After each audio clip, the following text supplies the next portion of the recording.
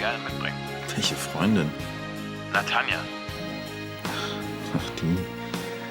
Ja, weißt du, Tanja ist eher so eine Art Gespielin. Nicht so fest. Stell dich nicht so an. Bist du ein Mann oder eine Mem? Na, warte mal. Beweis es. Bernd von Beinbach-Lahnstein ist unschuldig.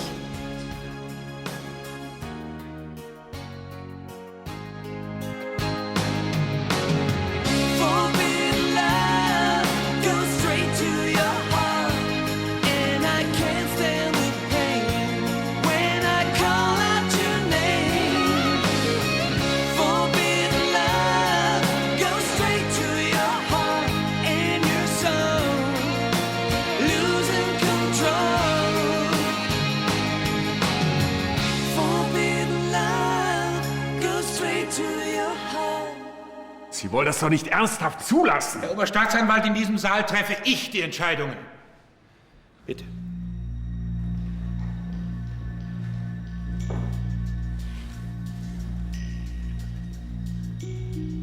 Sind Sie bereit, unter Eid auszusagen? Ja, das bin ich. Ihre Personalien? Mein Name ist Sylvia Jones, geboren am 14. November 1960, wohnhaft in Düsseldorf, Friedensplatz 1. Mit dem Angeklagten verwandt oder verschwägert? Ich muss Sie darauf hinweisen, dass Sie sich mit einer Falschaussage strafbar machen. Herr Vorsitzender, ich bin über meine Rechte belehrt worden. Dann machen Sie bitte Ihre Aussage. Am 15. Oktober 2004 hatte ich einen Termin auf Schloss Königsbrunn. Auf dem Weg dorthin habe ich den Angeklagten zur Tatzeit gesehen. Sein Wagen war liegen geblieben, er stand auf der Straße und winkte. Da ich es sehr eilig hatte, bin ich weitergefahren. Warum gibt sie ihm denn jetzt ein Alibi? Was weiß ich? Ja, dann finden wir es raus, sonst haben wir ein Problem. Warum hat sich die Zeuge nicht früher gemeldet? Ich halte Frau Jones nicht für glaubwürdig.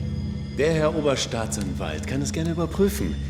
Die Angaben decken sich mit der Aussage meines Mandanten. Sie halten sich bitte für weitere Befragungen zur Verfügung. Und Sie können Ihre Einwände schriftlich einreichen. Herr Vorsitzender. Die Verhandlung wird bis auf Weiteres vertagt.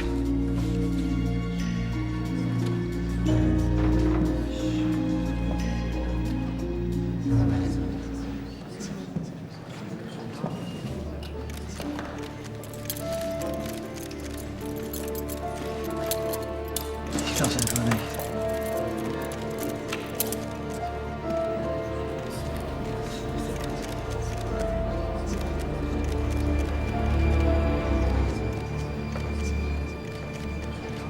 Und dann müsst ihr nur noch links in diesen Feldweg abbiegen. Das finden wir nie. Keine Panik, Pepper schafft das. Und dein Vater hat wirklich nichts dagegen, dass die gesamte WG in seine Jagdhütte einfällt? Ganz im Gegenteil. Der ist froh, wenn das Ding mal wieder genutzt wird. Zum Faulenzen und zum... Oh, Jana. Hey, hast du nicht Lust mitzukommen? Auf die Hütte? Nee, danke. Ist es, weil Andi und ich uns da das erste Mal... Ach das, vergeben und vergessen. Dann komm doch mit, wir würden uns wirklich freuen. Felix kommt auch mit. Schön für ihn. Aber nur, wenn du auch mitkommst. Ihr seid die Letzten, von denen ich mich verkuppeln lasse. Ey, niemand will dich verkuppeln. Außerdem muss ich arbeiten, im Schneiders und im No Limits. Ansgar, jetzt reiß dich zusammen. Deine Wut bringt uns auch nicht weiter. Tanja, Beinbach hat ein Alibi und das in einem Indizienprozess. Was glaubst du, was passiert, wenn sie ihn freisprechen? So weit wird es nicht kommen. Dann könnte der Verdacht ganz schnell wieder auf mich fallen, beziehungsweise auf dich. Der Prozess ist doch noch gar nicht zu Ende. Jetzt lass uns doch nicht verrückt machen. Dann verrat mir doch mal, was du jetzt zu tun gedenkst. Oh, du weißt es nicht? Und ob ich's weiß.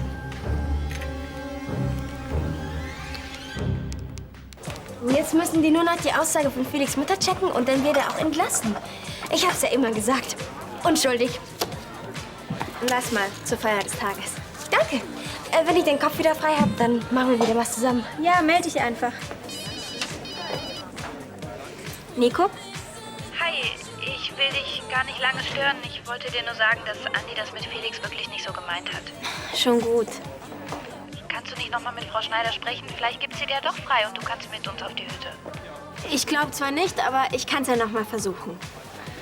Charlie, kannst du mir dieses Wochenende wirklich nicht freigeben? Ich würde so gerne mit meiner Schwester und ihren Freunden aufs Land fahren. Nico, du hast es ja gehört. Ja, dich schon, aber Frau Schneider nicht. Was hat sie gesagt? Keine Chance. Wir haben dieses Wochenende wirklich einen Engpass. Ich muss jetzt auch Schluss machen. Kannst du mir mal sagen, was die Komödie eben sollte? Nico nervt. Sie will unbedingt, dass ich mit ihr und den anderen auf diese blöde Hütte fahre.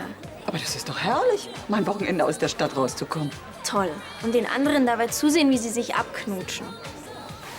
Also wenn dir das in der WG mit den Liebespaaren zu viel ist, auch wenn es bei uns eng wird, aber du kannst jederzeit... Danke. Ich komme wunderbar solo klar. Was gibt's denn? Ich habe mit Caroline Bodenbach gesprochen, Mit Beinbachs Sekretärin? Warum das denn? weil sie ihn schon mal in dieser Verhandlung belastet hat. Ja, aber was nützt uns das jetzt? Sie bleibt bei ihrer Aussage. Rush hat Beinbach vor seinem Tod ankommen sehen. Und was ist mit der Aussage von der Jones? Was soll damit sein? Wenn die Jones einen glaubwürdigen Eindruck auf den Richter macht, dann sieht's schlecht aus für dich. Ich verstehe nicht ganz. Weißt du, Tanja, sollte man mich erneut verdächtigen, dann käme ich wohl nicht umhin zu sagen, wer der wahre Mörder ist. Selbst wenn ich die Mörderin wäre. Ohne Beweise. Die kann ich mir im Zweifelsfall kaufen. Und dann trennen sich unsere Wege.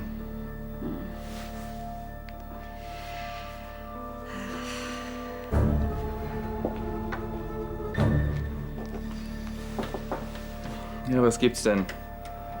Frau Flahnstein? Ja. Ihr Vater möchte Sie sprechen.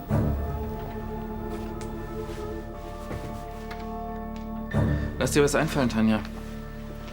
Ja, du kannst dich auf mich verlassen.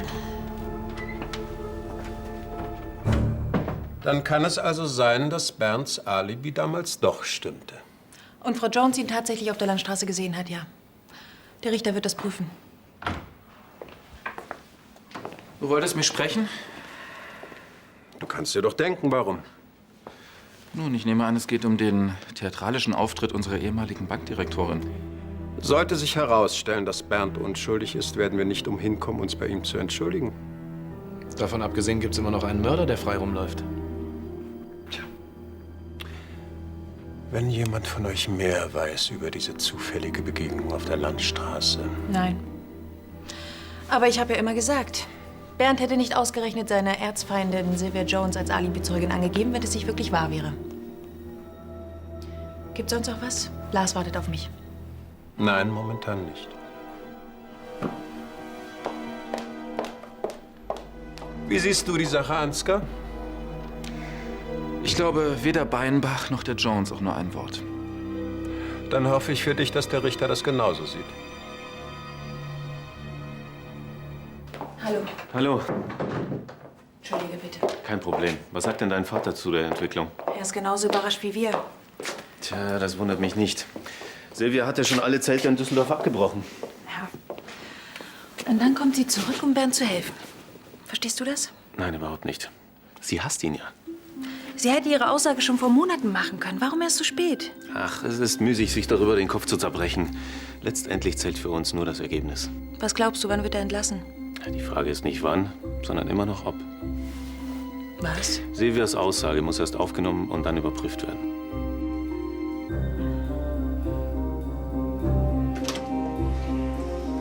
Komm rein. Mann, ich dachte, ich spinne, als ich dich im Gerichtssaal gesehen habe. Ich habe mich so gefreut. Bernds Gesichtsausdruck war auch einmalig. Du kannst dir nicht vorstellen, wie happy Vanessa jetzt ist. Sie wird nicht die Einzige sein. Ja, im Endeffekt finde ich es auch gut, dass du die Wahrheit gesagt hast. Obwohl du Bernd hast. Ja, ist ein anderes Thema. Das wissen wir beide. Eines Tages wird er sich für den Tod deines Vaters verantworten müssen. Aber deine Ehrlichkeit hat ja auch einen angenehmen Nebeneffekt für dich. Hm? Ich habe keine Ahnung, wovon du sprichst. Ach komm, jetzt tu nicht so.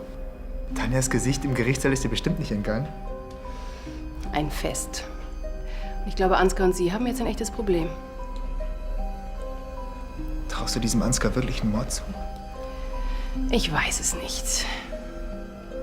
Du hältst sie für die Mörderin, hm? Um all diese Fragen wird sich der Staatsanwalt kümmern. Ich habe meinen Teil erledigt.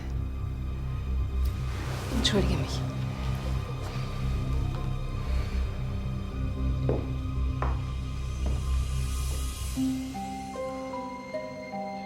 Was für eine Überraschung. Ich hoffe, es geht Ihnen schlecht. Im Schneiders. Mein Lieblingsrestaurant. Können wir machen. Bis dann. Na, wie schön. Wenn mir meine Familie im Nacken sitzt, verabredest du dich in aller Ruhe zum Kaffeekränzchen. Ich verbinde nur das Nützliche mit dem Angenehmen, mein Lieber. Angenehm ist für dich doch nur, wenn deine nützlichen Idioten das ausbaden müssen, was du verbrochen hast. Zunächst einmal müssen wir die Glaubwürdigkeit der Jones untergraben. Das ist dir bisher ja ganz hervorragend gelungen. Sie hat nur für Beinbach ausgesagt, um mir zu schaden. Dann erzähl es mal dem Richter, der wird begeistert sein. Ihn und den Oberstaatsanwalt müsste es doch sowieso wundern, dass sie erst jetzt mit der Aussage ankommt. Wieso nicht früher? Tanja, ich bitte dich, sie wird sich garantiert die passende Ausrede überlegt haben. Sie ja, aber ich auch. Nehmen wir mal an, wir könnten beweisen, dass Beinbach die Aussage der Jones gekauft hat. Möglicherweise hat die Polizei Beinbach nicht mit dem kompletten Geld aus dem Rushmore erwischt. Ja, Tanja, bis du das nachweisen kannst, ist die Jones abgereist und Beinbach auf freiem Fuß. Ach, in einem seid ihr Männer euch doch alle gleich. Ihr habt überhaupt keine Ahnung von der Psyche einer Frau. Also die Psyche der Jones. Sind auf Rache und Vergeltung. Sie will ihren Triumph über mich genießen und das am liebsten in meiner Gegenwart. Großer Gott, Tanja, deine Fantasie möchte ich haben. Dann rate doch mal, wer mich gerade eingeladen hat.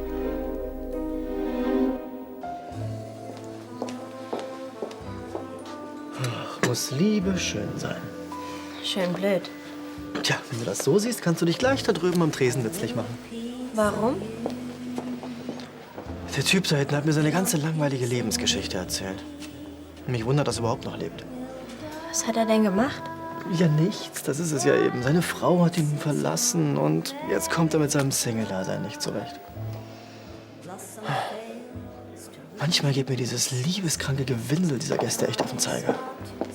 Angelo, dem Mann geht's dreckig und sowas ist nicht lustig. Ja, aber nervig, wenn man sich das jeden Tag anhören muss.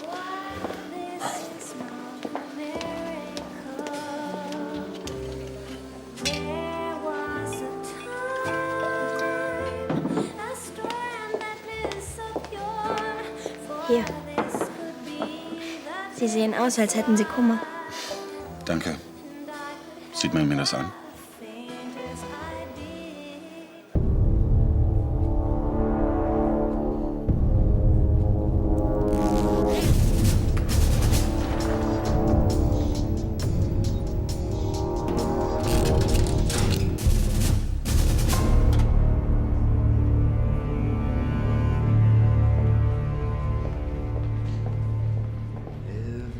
Vielleicht hätten Sie sich doch mehr um Ihre Frau kümmern sollen. Aber sie hatte doch alles. Zweimal im Jahr zum Tauchen auf die Malediven. Im Winter Snowboarden in Kitzbühel. Sie war meine große Liebe. Wenn ich nur wüsste, was ich falsch gemacht habe. Sie haben gar nichts falsch gemacht. Aber Sie glauben an die große Liebe. Ja, bis vor kurzem habe ich das getan, ja? Eben. Und das ist romantischer Quatsch, sonst nichts. So jung und schon so desillusioniert? Das hat nichts mit dem Alter zu tun, sondern mit dem, was man erlebt hat. Ja, und was haben Sie erlebt? Das ist egal. Jede Beziehung besteht aus Geben und Nehmen. Geben und nehmen. Oh, das ist interessant.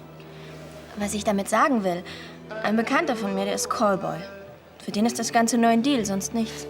Ganz schön ernüchternd. Aber man weiß, woran man ist. Ja, ne? Der Strahl möchte zahlen.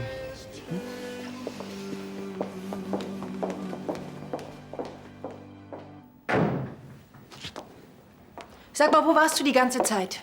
Und was sollte überhaupt der Aufzug im Gericht? Ohne diese Verkleidung wäre ich doch niemals unerkannt in den Gerichtssaal gekommen. Was wolltest du da überhaupt? Ich hatte keine Wahl. Ich wollte dem Richter erzählen, dass der Fluchtversuch meine Idee war. Ach so. Aber dann ist mir die Jones ja zuvor gekommen. Gott sei Dank. So ist ja alles nochmal gut gegangen. Und jetzt hat der ein Alibi. Dann ist es doch nur eine Frage von Tagen, bis er freigelassen wird. Falsch. Lars meint, es kann auch etwas dauern. Was Lars immer meint. Manchmal ist er eine richtig trübe Tasse. Und? Welchen Laden entern wir? Warum? Es gibt schließlich was zu feiern. Hast du keinen Shampoos mehr im Haus? Findest du nicht, dass es dafür noch ein bisschen früh ist? Stell dich nicht so an. Vergiss nicht, die Tür hinter dir zu schließen. Dann feiere ich eben um dich. Haben Sie denn schon konkrete Pläne für Ihre Zukunft? Wie man's nimmt. Aha. Ah, diese Person taucht immer im unpassenden Moment auf. Das kann man wohl sagen. Ich weiß gar nicht, was ihr habt. Ihre Mutter ist wohl immer für eine Überraschung gut, was? Mich wundert gar nichts mehr. Was hat eine Frau wie Sie eigentlich noch zu feiern? Oh, eine ganze Menge. Etwa die Tatsache, dass Sie den Mörder Ihres Ex-Mannes aus dem Gefängnis holen wollen? Ich habe nur meine Pflicht als Bürgerin erfüllt und der Wahrheitsfindung gedient. Und ganz nebenbei sind wir beide jetzt quitt. Wann ich mit jemandem quitt bin, entscheide ja wohl immer noch ich. Was wollen Sie eigentlich von mir? Hallo? Hallo Silvia, Lars hier. Hallo Lars. Ich brauche noch ein paar Informationen zu deiner Aussage. Ja, kein Problem. Wollen wir das am Telefon besprechen oder kommst du vorbei? Ich bin hier bei Charlie. Hallo? Keiner da? Umso besser.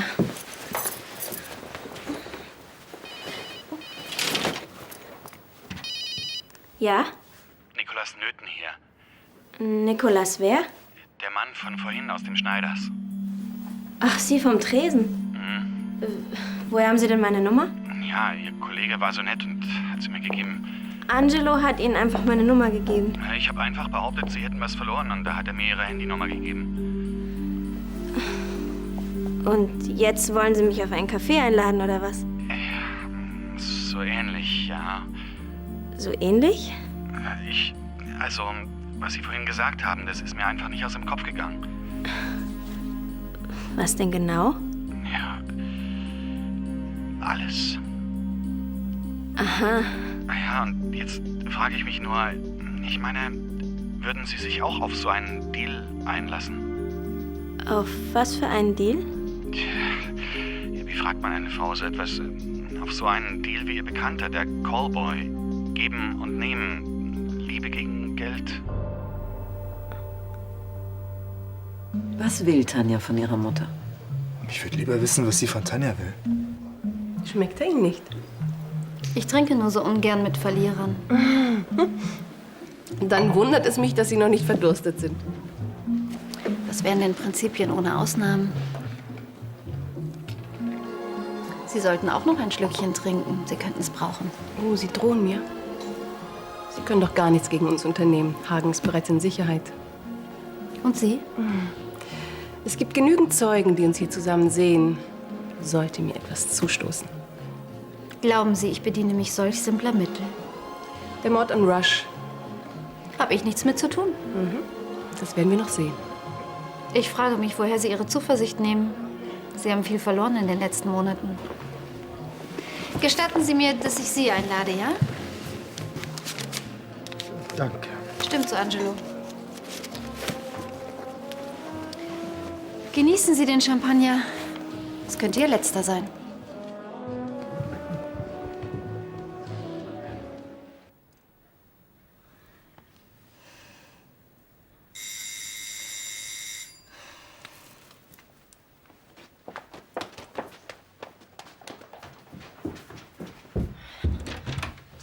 Hallo, Jana. Tut mir leid, ich muss gleich los. Ich muss mich noch fertig machen. Ich will dich nicht lange aufhalten. Wie wär's denn, wenn ich nächste Woche mal auf einen Kaffee bei euch vorbeikomme? Fein. Das würde Elisabeth freuen. Du bist hier, weil Elisabeth mit dir gesprochen hat. Die muss immer alles breit treten. Aber Jana, bitte. Entschuldige, aber es geht sie nichts an, was zwischen Nico und mir ist. Wir sind eben unverbesserlich. Wir sorgen uns um dich. Dann sag ihr bitte, dass es mir ausgezeichnet geht. Keine Angst. Niemand will sich in dein Leben einmischen. Ist ja gut. Wir haben inzwischen respektiert, dass du auf eigenen Füßen stehst. Das weiß ich doch. Naja, ich wollte nur sagen, falls dir danach ist, falls du irgendetwas brauchst. Vielleicht weißt du ja noch, wo dein Zuhause ist. Danke. Das ist wirklich süß von...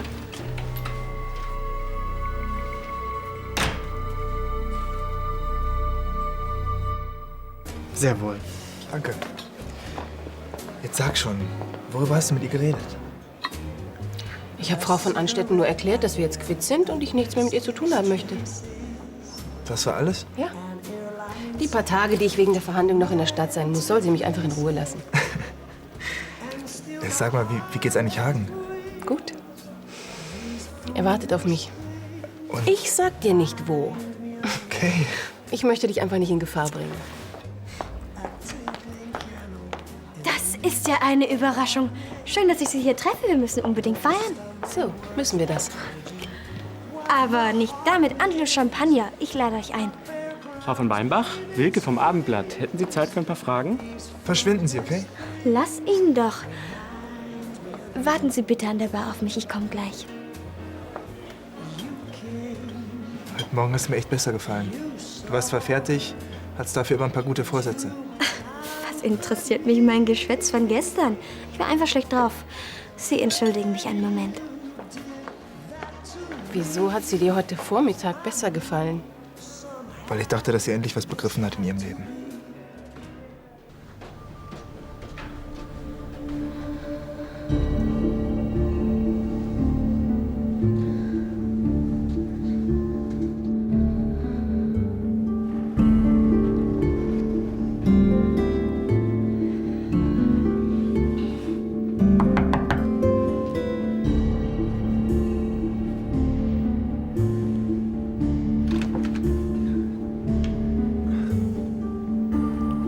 Schön, dass Sie gekommen sind.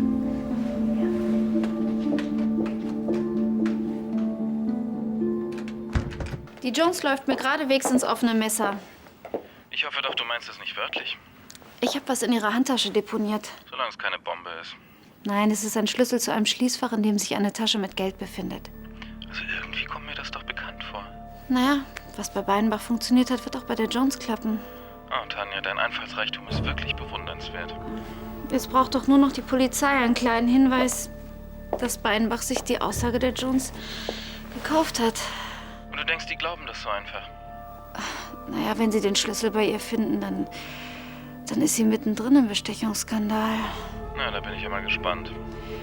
Ansgar, sag mal, kann ich dich zurückrufen? Ich muss noch ein dringendes Telefonat führen, ja? Ja, sicher.